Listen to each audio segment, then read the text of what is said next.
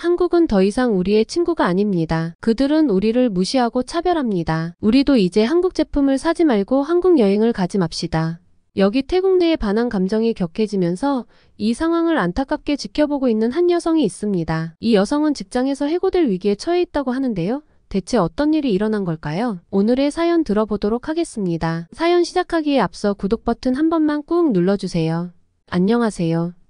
저는 방콕의 한 고등학교에서 한국어를 가르치고 있는 라타나입니다. 제 인생의 전환점이 되어준 한국에 이렇게 사연을 보내게 되어 무척 기쁘지만 한편으로는 최근에 벌어지는 일들로 인해 마음이 아프기도 하답니다. 태국인이 한국어를 가르치는 교사라고 하니 의아해하실 것 같네요. 당연히 한국인 교사가 한국어를 가르치는 상상을 하실 텐데 말이죠. 사실 한국과 태국은 오래전 1958년부터 수교를 맺고 문화교류도 활발한 편이랍니다. 특히 태국인들은 한국 드라마와 K-팝에 푹 빠져있는 사람들의 수가 적지 않아요. 더욱 놀라운 것은 많은 태국 학교들이 제2외국어로 한국어를 선택하여 가르치고 있고 약 4만 명의 학생이 한국어를 배우고 있는 상황입니다. 이는 세계에서 가장 많은 숫자이며 전체 한국어 학습자 수의 30%를 차지하고 있다고 해요. 물론 저도 예외는 아니랍니다. 고등학교 1학년이던 저는 우연히 유튜브에서 BTS의 DNA 뮤직비디오를 보게 되었어요.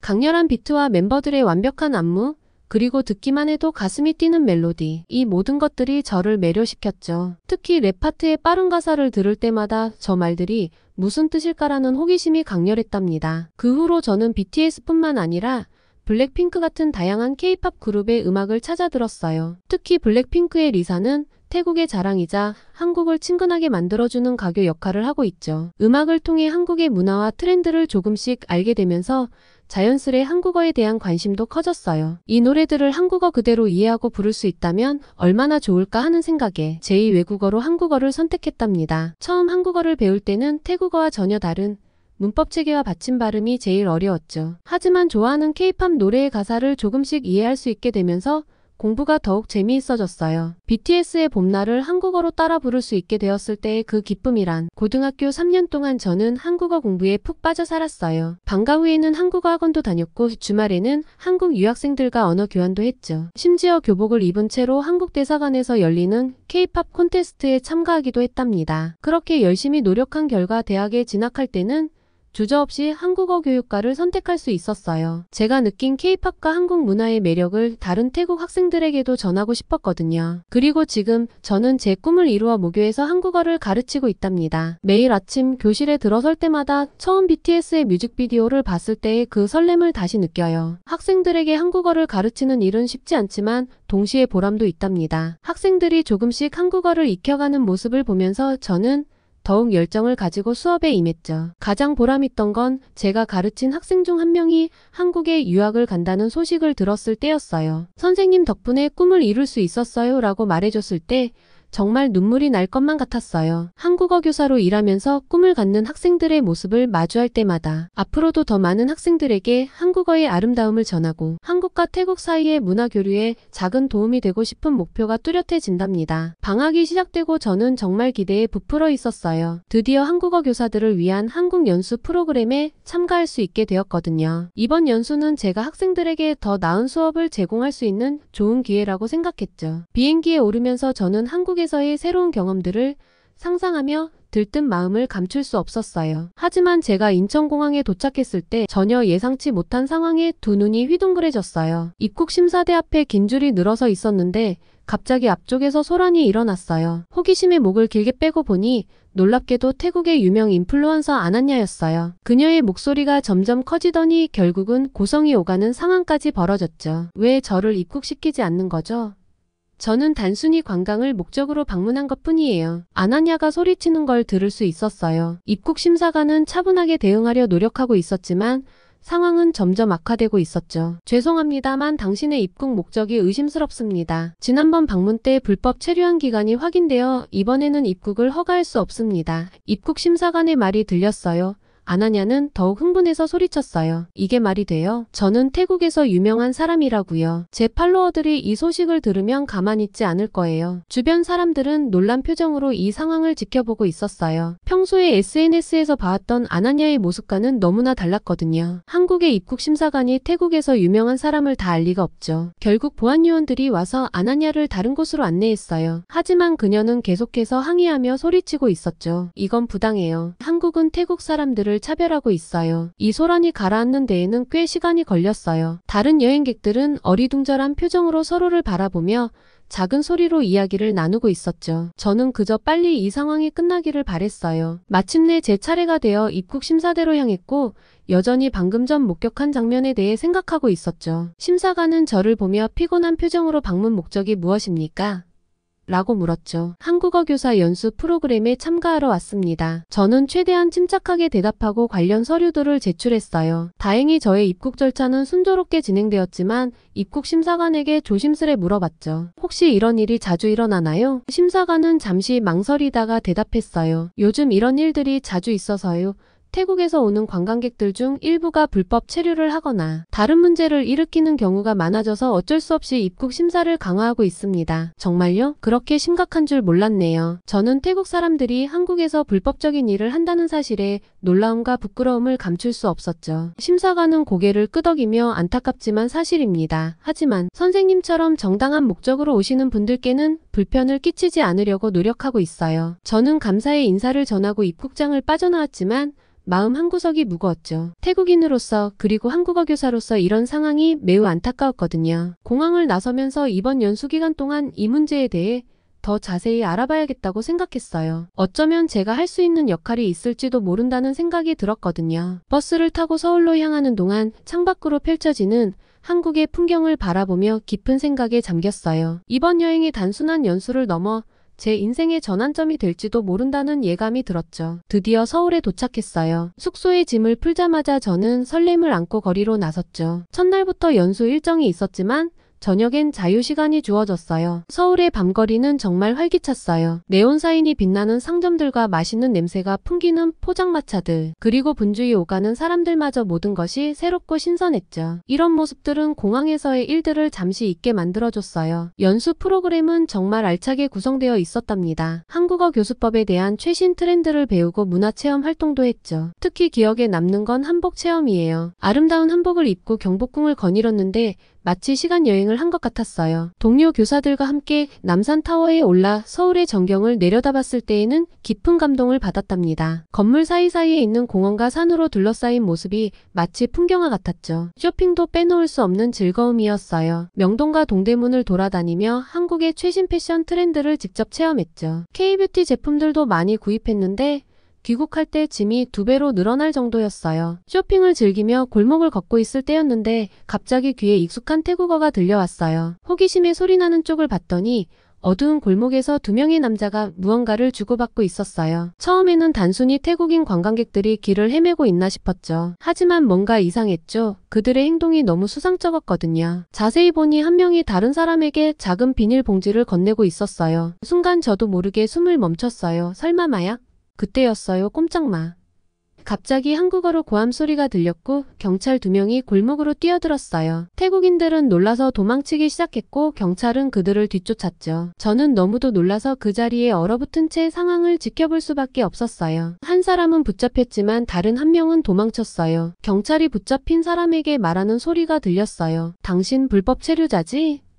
그 말에 저는 또 한 번 충격을 받았어요. 그날 밤 호텔로 돌아와 한국 뉴스를 봤어요. 놀랍게도 제가 목격한 사건이 뉴스에 나오고 있었어요. 기자는 최근 한국에서 태국인 불법 체류자들의 마약 거래가 증가하고 있다고 보도했어요. 이 문제로 인해 한국 정부가 태국인들의 입국 심사를 강화하고 있다는 내용도 있었죠. 입국 심사 때 소란을 피웠던 아나냐의 일과 오버랩되면서 마음이 더 무거워지는 걸 느꼈어요. 한국에 대한 동경과 기대를 안고 왔는데 첫날부터 이런 충격적인 일을 겪다니. 태국인으로서 그리고 한국어 교사로서 너무나 부끄럽고 마음이 아팠어요. 출국 전날에는 DMZ 투어를 다녀왔답니다. 분단의 현장을 직접 보면서 한국의 역사와 현재 상황에 대해 더 깊이 이해하게 되었죠. 사실 6.25 전쟁 당시에 태국도 참전용사를 보내 한국을 도왔기에 남다른 느낌이 들었어요. 판문점에서 북한을 바라보며 평화의 중요성을 다시 한번 느꼈어요. 다양한 경험들을 통해 한국에 머무는 동안에 한국에 대해 더 깊이 이해하게 되었죠. 특히 한국인들의 정문화에 깊은 감동을 받았어요. 낯선 이방인인 저희를 따뜻하게 대해주시는 모습에서 진정한 환대의 의미를 느낄 수 있었죠. 연수 기간 동안 매일 밤 일기를 썼는데 그날 있었던 일들과 느낀 점들을 꼼꼼히 기록했죠. 나중에 이 경험들을 학생들과 나눌 생각을 하니 더욱 설렜어요. 마지막 날 밤에 우리는 한강공원에서 작별 파티를 했어요. 치맥을 즐기며 한강의 야경을 바라보는데 문득 이런 생각이 들더라고요. 이 아름다운 경험들을 어떻게 하면 더 많은 사람들과 나눌 수 있을까? 비행기에 오르면서 저는 이번 여행이 제 인생의 전환점이 되었다는 걸 확실히 느낄 수 있었어요. 한국에 대한 사랑과 존경심 그리고 교사로서의 사명감이 더욱 깊어진 채로 귀국할 수 있었죠. 태국으로 돌아오는 비행기에서 새로운 학기를 맞이할 준비로 들떠 있었어요. 한국에서의 경험을 학생들과 나누고 싶어 몇 가지 특별한 수업 계획도 세웠죠. 하지만 공항에 도착하자마자 뭔가 분위기가 이상하다는 걸 느꼈어요. 택시를 타고 집으로 가는 길에 운전사 아저씨가 물었어요. 한국에 다녀오셨어요? 요즘 한국이 우리나라 사람들을 함부로 대한다던데 괜찮으셨어요? 저는 놀라서 대답을 못했어요. 제가 경험한 한국은 전혀 그렇지 않았거든요. 오히려 태국인들이 한국에서 하고 있는 행동에 실망을 했을 뿐이었죠. 집에 도착해서 SNS를 확인해보니 상황이 심각해 보였어요. 반항감정 한국불매 같은 해시태그가 트렌드에 게시되고 한국 제품을 불태우는 영상도 있었죠. 도대체 무슨 일이 있었던 걸까요? 더 자세히 알아보니 제가 인천공항에서 봤던 그 유명 인플루언서 아나냐의 입국 거부 사건이 발단이 된 것 같았어요. 아나냐는 자신의 SNS 계정을 통해 한국의 입국 심사가 불공정하고 차별적이라고 주장했고 수많은 팔로워들이 이에 동조하고 있었죠. 아나냐의 게시물 중 하나를 보니 이렇게 적혀 있었어요. 한국은 더 이상 우리의 친구가 아닙니다. 그들은 우리를 무시하고 차별합니다. 우리도 이제 한국 제품을 사지 말고 한국 여행을 가지 맙시다. 이 게시물은 엄청난 반응을 얻으며 많은 사람들이 동조하는 댓글을 달고 있었어요. 심지어 일부 연예인들과 정치인들까지 이 운동에 동참하는 모습을 보였죠. 또 태국은 동남아시아 국가 중 몇 안 되는 무비자 입국 국가임에도 비자가 안 나온다는 허위글을 작성하는 사람도 있었답니다. 상황이 이렇게 빠르게 악화될 줄은 정말 몰랐어요. 다음날 학교에 갔더니 학생들 사이에서도 이 이야기가 화제였어요. 한 학생이 저에게 다가와 선생님, 우리도 이제 한국어를 배우면 안 되나요? 라는 말을 했어요. 저는 당황스러웠지만 최대한 침착하게 대답했어요. 지금의 상황은 일시적인 것이니 좀 더 상황을 지켜보자꾸나. 하지만 현실은 녹록지 않았어요. 학교 복도를 지나가다 동료 교사들의 대화를 엿들었는데 한국어 수업을 줄이고 중국어나 일본어 수업을 늘리는 게 어떻겠냐는 이야기를 하고 있더라고요. 점심시간에 교무실에 들어갔더니 분위기가 심상치 않았어요. 교장 선생님께서 저를 부르시더니 말씀하셨죠. 라타나 선생, 요즘 상황이 어떤지 알고 있죠? 학부모들 사이에서 한국어 수업을 없애자는 의견이 나오고 있는데 어떻게 생각하세요? 저는 현재 태국의 상황에 놀라고 교장 선생님의 말씀에 더욱 경악하고 말았습니다. 하지만 저는 침착하게 대답했어요. 교장 선생님, 지금의 상황은 일시적일 거예요. 한국과 태국은 오랜 우방이었고 앞으로도 그럴 겁니다. 이런 때일수록 서로를 이해하고 소통하는 게 중요한데 한국어 교육이 그 역할을 할 수 있어요. 교장 선생님은 잠시 생각에 잠기셨다가 말씀하셨어요. 알겠어요. 일단 지켜보도록 하죠. 하지만 상황이 더 악화되면 어쩔 수 없을 거예요. 그날 저녁 집에 돌아와 TV를 켰는데 뉴스에서 충격적인 소식을 전하고 있었어요. 방콕 시내의 한국인 관광객 식당이 불매 운동 참가자들에 의해 기물 파손을 당했다는 거예요. 식당 주인이 한국인을 옹호하는 발언을 했다는 것이 발단이 되었다는 어처구니 없는 상황이었죠. 화면 속 식당 주인의 눈물 흘리는 모습을 보며 저는 가슴이 아팠어요. 그날 밤에 저는 잠을 이루지 못했어요. 어떻게 하면 이 상황을 해결할 수 있을지와 제가 할 수 있는 일을 계속 고민했죠. 한국에 대한 오해를 풀고 양국 간의 관계를 회복하는데 제가 조금이라도 도움이 될 수 있을까요? 다음날 아침에 저는 용기를 내어 제 SNS 계정에 글을 올렸어요. 한국에서의 제 경험과 제가 만난 친절한 한국 사람들에 대해 솔직하게 썼죠. 또한 아나냐의 사건에 대한 진실과 이로 인해 벌어진 오해에 대해서도 언급했어요. 우리는 한 사람의 잘못된 행동으로 인해 전체를 판단해서는 안 됩니다. 한국과 태국은 오랜 세월 동안 좋은 관계를 유지해 왔어요. 이런 때일수록 우리는 더 많은 대화와 이해가 필요합니다. 라고 글을 마무리했죠. 처음에는 악플이 달리기 시작했고 심지어 매국노라는 댓글까지 있었죠. 하지만 시간이 지나면서 조금씩 변화가 생기기 시작했어요. 제 글에 동의하는 사람들이 하나둘씩 늘어나고 비슷한 경험을 한 사람들도 자신의 이야기를 공유하기 시작했어요. 학교에서도 작은 변화가 있었답니다. 제 수업을 듣는 학생들 중 몇몇이 저에게 다가와 이렇게 말하더라고요. 선생님, 저희도 한국에 대해 더 알고 싶어요. 그냥 SNS에서 보는 것만으로 판단하면 안 되겠죠? 이런 반응을 보면서 저는 희망을 느꼈어요. 하지만 여전히 상황은 심각했어요. 태국의 불매운동과 반항 감정이 알려지자 한국인 관광객의 수가 줄어들면서 관련 업종에 종사하는 사람들의 매출이 급격하게 떨어졌고 생계마저 위협받는 상황이 이어졌어요. 이런 상황이 지속되면 한국어 교사인 제 직업도 위태로운 상황이랍니다. 여행업계와 요식업 종사자들의 타격이 큰 상황에서도 불매운동과 한국대사관 앞에 시위가 이어지는 일들이 계속됐어요. 그러던 어느 날 태국의 한 유명 유튜버가 한국을 방문해 직접 현지 상황을 취재한 영상을 올렸어요. 그는 한국인들의 친절함과 태국인들에 대한 따뜻한 마음을 생생하게 전달했고 이 영상은 순식간에 퍼져나갔어요. 또한 영상에는 한국에서의 불법 체류자 문제와 이들이 행하는 마약 거래의 사회적 이슈에 대한 내용도 포함되어 있었답니다. 이 영상을 계기로 사람들의 인식이 조금씩 바뀌기 시작했어요. 맹목적인 반항 감정보다는 상황을 객관적으로 바라보려는 목소리가 커졌죠. 심지어 아나냐의 거짓말에 속았다며